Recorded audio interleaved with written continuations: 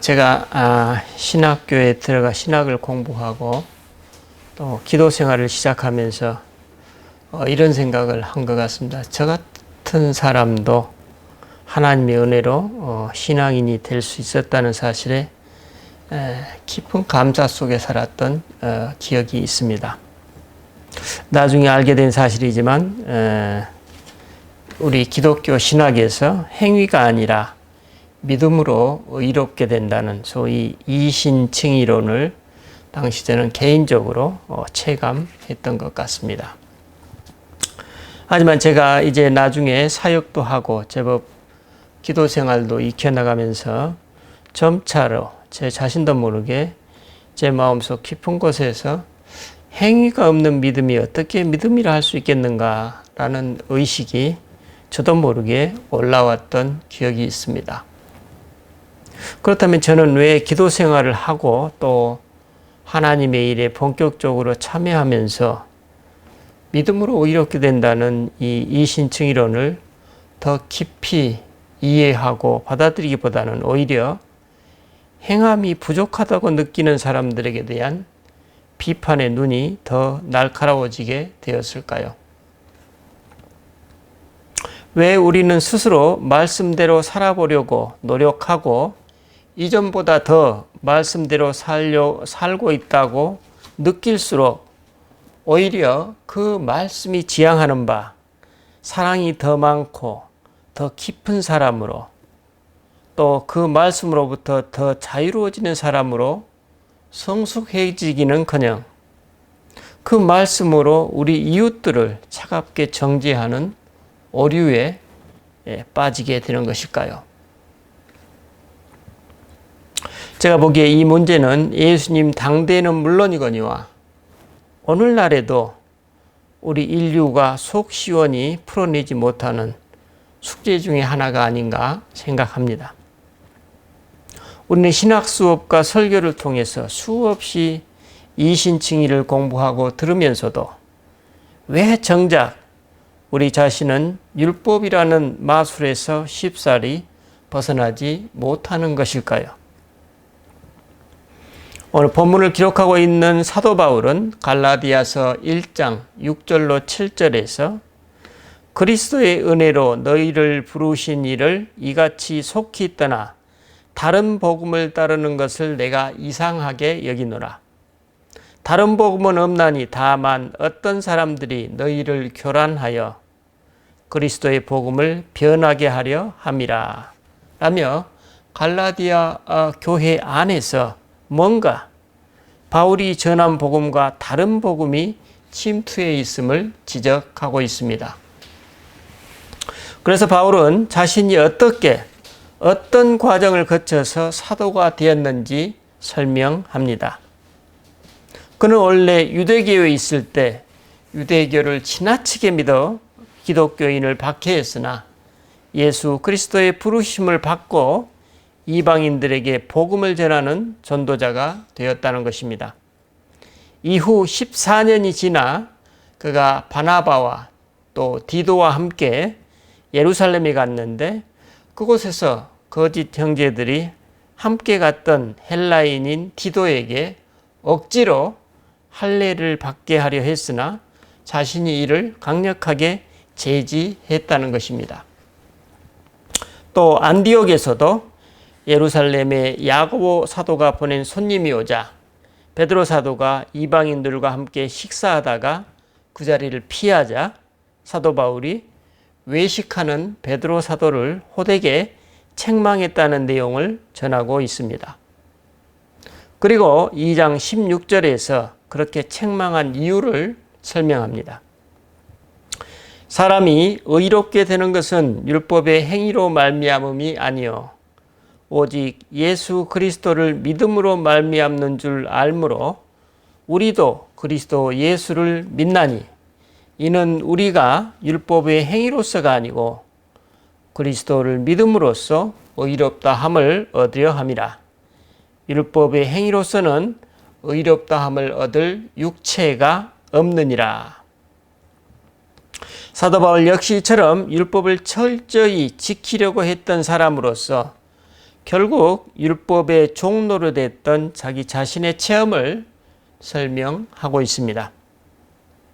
그리고 바울은 자기 자신이 경험하고 있는 실존을 2장 19절로 21절에서 이렇게 묘사하고 있죠. 내가 율법으로 말미암아 율법에 대하여 죽었나니 이는 하나님에 대하여 살려 함이라. 내가 그리스도와 함께 십자가에 못 박혔나니 그런즉 이제는 내가 사는 것이 아니요 오직 내 안에 그리스도께서 사시는 것이라.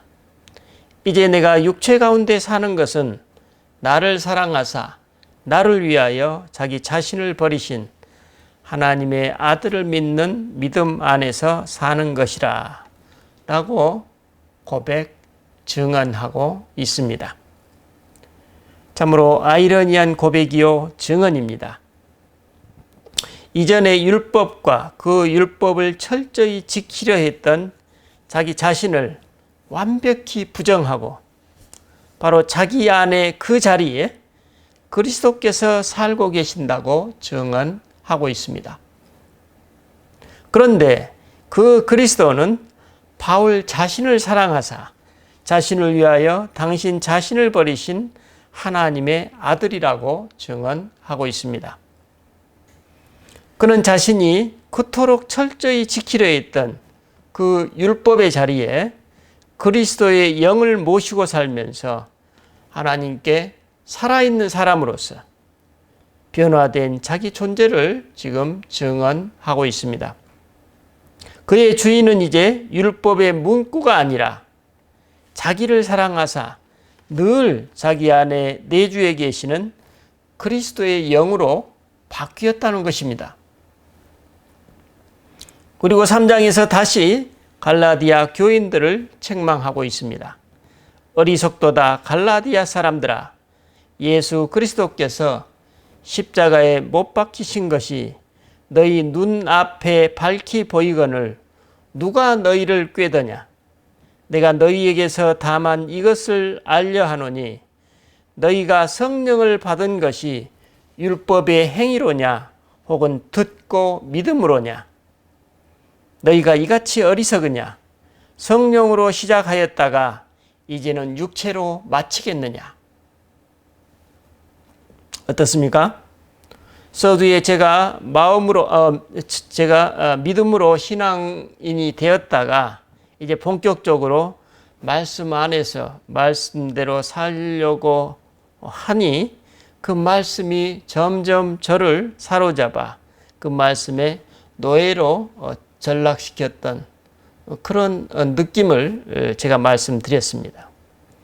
이런 제 삶의 내외적 리얼리티를 제가 인정하려 하지 않으니 이제 그 무의식의 그림자가 다른 사람들을 판단하는 정죄감으로 작용했던 제 자신의 모습을 사도 바울이 지금 지적하는 것 같습니다. 너희가 성령을 받은 것이 율법의 행위로냐 혹은 듣고 믿음으로냐? 너희가 이같이 어리석으냐? 성령으로 시작했다가 이제는 육체로 마치겠느냐? 참으로 뼈를 때리는 말씀입니다. 그리고 바울은 다음과 같이 결론 짓고 있습니다. 너희에게 성령을 주시고 너희 가운데서 능력을 행하시는 이의 일이 율법의 행위에서냐 혹은 듣고 믿음에서냐? 아브라함이 하나님을 믿음에 그것을 그에게 의로 정하셨다 함과 같으니라. 그런즉 믿음으로 말미암은 자들은 아브라함의 자손인 줄 알지어다. 또 하나님이 이방을 믿음으로 말미암아 의로 정하실 것을 성경이 미리 알고 먼저 아브라함에게 복음을 전하되 모든 이방인이 너로 말미암아 복을 받으리라 하였느니라. 그러므로 믿음으로 말미암은 자는 믿음이 있는 아브라함과 함께 복을 받느니라. 어떻습니까? 우리는 지금까지 내용을 살펴보면서 사도 바울과 갈라디아 교인들이 어떤 문제로 갈등을 겪고 있는지 파악할 수 있습니다. 한마디로 갈라디아 교회에 유대계 기독교인들과 이방계 기독교인들이 있는데 유대계 기독교인들에게 뭔가 지금 이상한 가르침이 침투해 있다는 것입니다. 그것은 다름 아니라 이방인들이 기독교인이 되면 예전에 유대교의 관습과 율법도 함께 지켜야 한다고 주장하는 사람들이 있다는 것입니다. 그렇다면 그들은 왜 이런 주장을 하는 것일까요? 그렇습니다. 그들은 입술로는 그리스도를 믿는다고 하고 자신이 그리스도를 믿고 있다고 즉 자신이 그리스도를 믿고는 있지만 실상은 사도 바울처럼 그리스도와의 동행, 그분의 내주를 실제로 체험하고 있지는 못하고 있는 것입니다. 그렇다면 왜 이런 현상이 일어날 수밖에 없을까요? 그렇습니다. 문자적인 하나님의 말씀과 생생히 살아있는 인격적인 말씀의 차이입니다. 즉, 율법이 강조하고 있는 유대교 출신의 기독교인들은 율법을 준수하는 삶을 통해 자신의 정체성, 즉 하나님의 백성이라는 사실을 확인하는데 너무나 익숙해 있던 것입니다. 하지만 그 문자적 말씀이 우리 각자의 처지와 상황에 모두 다 잘 들어맞습니까?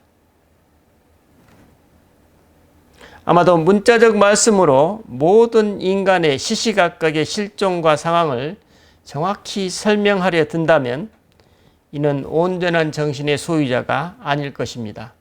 왜냐하면 그것은 불가능하기 때문입니다.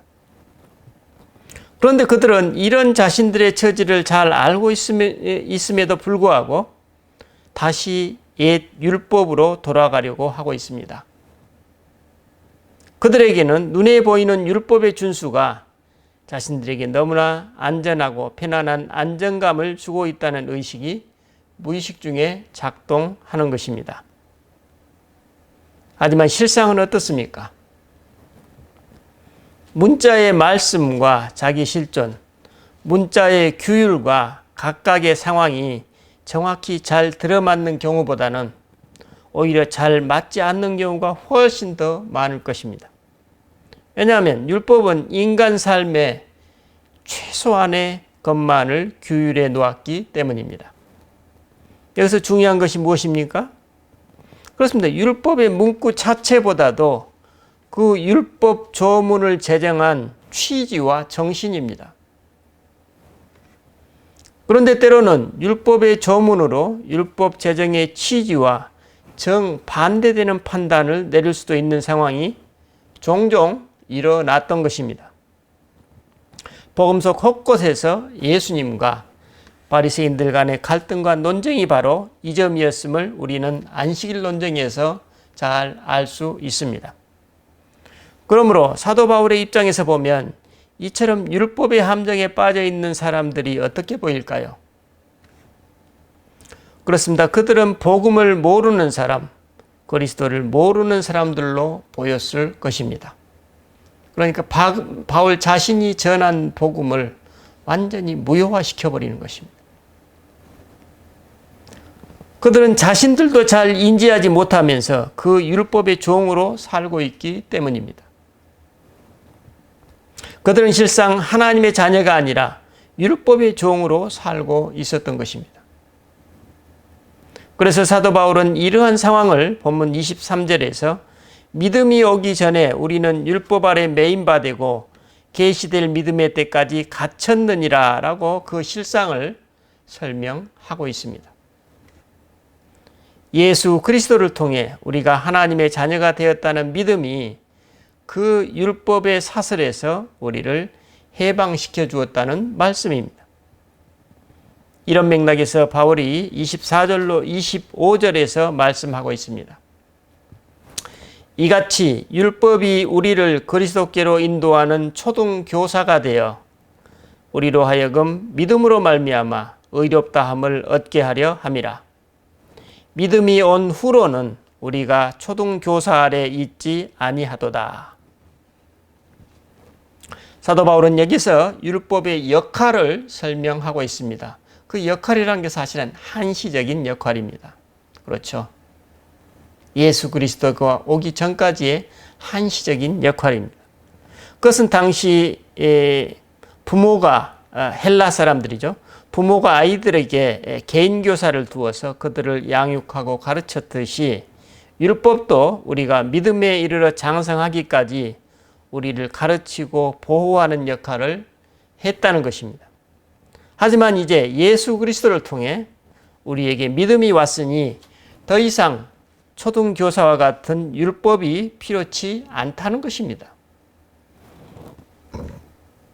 이는 아브라함이 하나님을 믿음에 그것을 그에게 의로 정하셨고 그 믿음으로 말미암은 자들은 아브라함의 자손으로 여기시고 온 열방을 아브라함의 자손 삼으시겠다는 하나님의 언약에 잘 부합하고 있습니다. 믿음이 왔는데 옛 율법에 더 이상 매일 필요가 없기 때문입니다. 그래서 그는 본문 26절로 29절에서 다음과 같이 정리하고 있습니다. 너희가 다 믿음으로 말미암아 그리스도 예수 안에서 하나님의 아들이 되었으니 누구든지 그리스도와 합하기 위하여 세례를 받은 자는 그리스도로 옷 입었느니라. 너희는 유대인이나 헬라인이나 종이나 자유인이나 남자나 여자나 다 그리스도 예수 안에서 하나이니라. 너희가 그리스도의 것이면 곧 아브라함의 자손이요 약속대로 유업을 이을 자니라. 제가 설교 서두에서 말씀드렸듯이 우리가 복음을 믿음으로 받아들여 신앙인이 되었음에도 불구하고 우리는 다시 옛 율법으로 돌아가려는 성향, 즉 문자적인 말씀의 경직성에서 벗어나기가 쉽지 않음을 경험하고 있습니다. 그렇다면 사도 바울은 어떻게 율법이라는 속박 속으로 다시 들어가지 않게 되었을까요? 그는 어떻게 영구적으로 그 율법의 사슬에서 벗어날 수 있었을까요? 그게 중요하잖아요. 그는 그리스도 예수를 만나면서 일찌감치 문자화된 말씀의 한계를 확연히 깨달았던 것입니다. 하나님 앞에서 무한한 자유를 갈구하던 그였지만 그가 하나님의 말씀인 율법을 더 철저히 지키면 지킬수록 그는 자신의 언행이 율법과 일치하지 못하고 있음을 절감했던 것입니다. 그는 율법의 준수로 자유롭게 되고 싶었으나 그 결과는 오히려 정반대였던 것입니다. 하지만 말씀 자체이신 그리스도를 만나면서 그가 어떻게 바뀌게 되었을까요? 그는 순간순간 모든 상황과 환경, 모든 개개인의 조건과 실존에 맞는 진리의 말씀, 즉 그리스도께 눈뜨게 된 것입니다.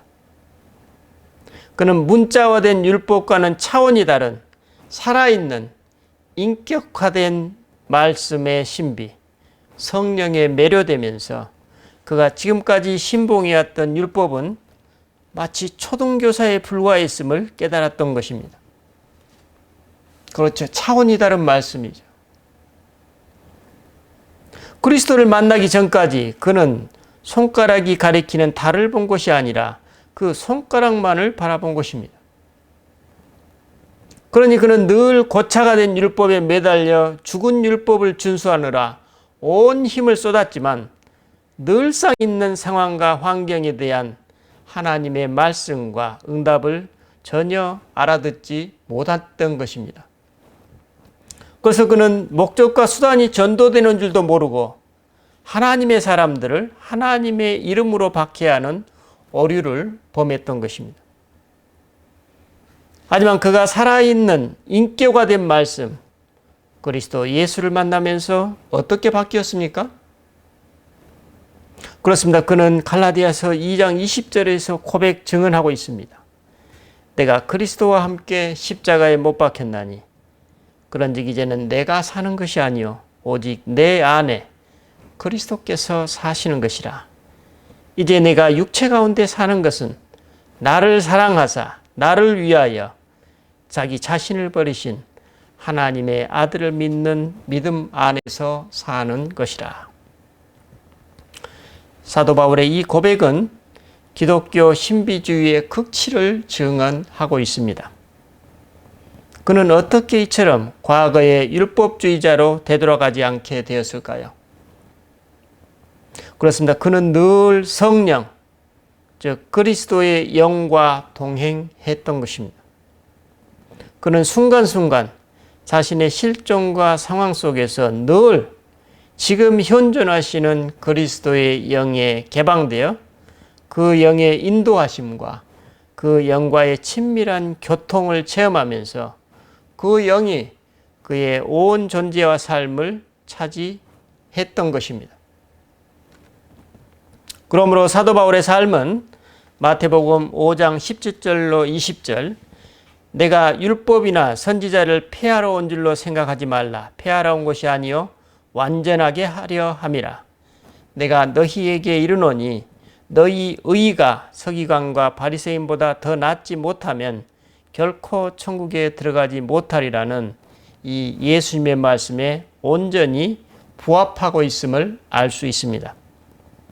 바울은 율법을 넘어서서 그 율법을 온전케 하는 삶을 실제로 산 것입니다. 여러분, 문자화된 말씀을 부정하라는 것이 아닙니다. 사도 바울의 표현처럼 성령의 시대에 문자화된 말씀은 어쩌면 초등교사와 같은 그런 위치라는 것입니다.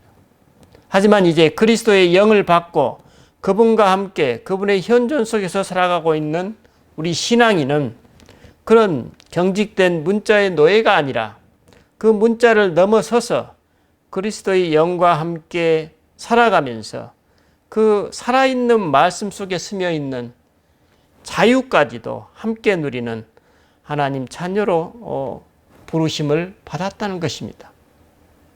우리가 그런 부름을 받은 사람들이라는 것입니다. 그래서 우리는 오늘 이 말씀을 통해서 나는 지금 어떤 삶을 살아가고 있는지 돌아볼 수 있습니다. 단지 문자화된 말씀이 나를 자유롭게 해줄 수 있을까요? 아니면 그것으로 인해서 어쩌면 더 경직된 자세로 내가 살아가고 있지는 않습니까? 혹은 그 말씀대로 내가 온전히 살아가지 못한다고 느끼면서 죄책감에 시달리고 있지는 않습니까? 그렇다면 우리는 오늘 살아있는 인격화된 말씀, 그리스도의 영이 절실히 필요하다고 볼 수 있습니다. 이미 내 안에 내주에 계시는 그분을 내가 직접 만나고 체험하지 못하는 이유가 무엇입니까? 그것이 바로 오늘 우리 각자에게 놓여진 과제입니다. 도전입니다. 여러분, 내 진실되게 내 삶 속에서 그 살아있는 진리의 말씀을 내가 함께 동행하고 있으며 그분과 교감하고 있으며 그분의 말씀을 따라 자유로운 삶을 살아가고 있습니까? 한 주간 동안 깊이 묵상하시면서 살아있는 그리스도의 영을 생생하게 경험하는 살아있는 성도가 되기를, 저와 여러분의 삶이 되기를 기원합니다. 기도하십시다. 주님, 우리가 처음 하나님의 부르심을 받았을 때 우리는 말할 수 없는 기쁨과 감사로 나의 행위가 공적이 아니라 단지 믿음 하나만으로 구원을 받았던 기쁨을 가지고 경험한 바 있습니다. 그러나 우리가 이제 진지하게 말씀 안에 머물고 말씀대로 살아가려는 노력이 진행되고 하나님의 일을 해 나아감에도 불구하고 오히려 그 반대로 그 말씀이 어딘가 내가 부합하지 못하고 그래서 나는 그 말씀을 따라야만 하는 그러한 경직된 내 자신의 모습 혹은 내 자신의 그러한 상황 속에서 드러나는 경직된 말씀을 경험하고 있습니다. 오늘 사도 바울은 그러한 우리들에게 조언합니다. 자기 자신의 경험을 통해서 증언합니다. 지금 살아계신 그리스도의 영께 우리 자신을 개방하고 그분의 영이 내 안에 내주에 계심을 받아들여 체험할 때 비로소 우리의 영도 깨어나고 우리의 영이 깨어날 때 비로소 우리는 경직된 문자로부터 자유로워지고 그 자유로움으로 우리는 내 자신과 우리 이웃들을 진정 심판하는 것이 아니라 사랑으로 대할 수 있고 이끌 수 있다는 사실을 오늘 우리에게 일깨워 주셨습니다. 주님, 우리가 그런 영적 자유를 누리는 하나님의 자녀들이 될 수 있도록 복을 주시옵소서. 감사드리고 우리 주 예수 그리스도 이름으로 기도드립니다. 아멘.